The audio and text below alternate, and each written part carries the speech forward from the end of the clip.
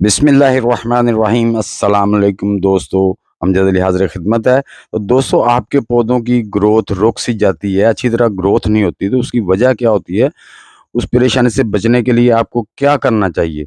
जिस तरह के आपके पौधे इस तरह उग तो आते हैं, ग्रोथ होती है या टॉल होते जाते हैं, यानी कि वो हेल्दी नहीं होते।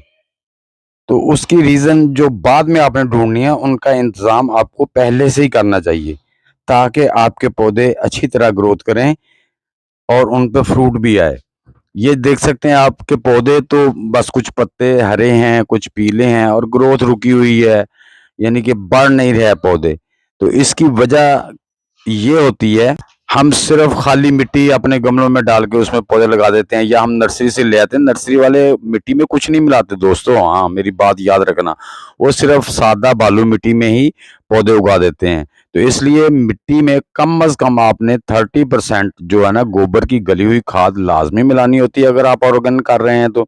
और गोबर की खाद में वो तमाम न्यूट्रिएंट्स मौजूद होते हैं कुदरती तौर पे, जो हमारे पौधों को चाहिए होते हैं। ये एक कुदरती ऑर्गेनिक बेहतरीन फर्टिलाइज़र है। लेकिन अगर आप गार्डन कर रहे हैं छत पे या कर रहे हैं टेरेस में, तो उसकी मिट्टी को लाइट वेट करने के लिए आप उसमें यानी कि वो पत्तों की खाद भी मिला सकते हैं। आपकी ये जो किचन डिकम्पोज होती है, उसको भी मिला सकते हैं। पत्तों की खाद मिलाने से दोस्तों ये फ़ायदा होता है कि हमारी मिट्टी लाइट वेट हो जाती है। उसमें आपने जब मिलाना है तो आपने उसमें 1 पॉट जो है वो उसका मिला देना है सोइल का, 1 पॉट ही उसमें गोबर की खाद मिला देनी है और 1 पॉट जो है ना, वो आपने पत्तों की खाद मिला देनी है। तो आपकी बेहतरीन पुडिंग छत और टेरेस के लिए बन जाएगी।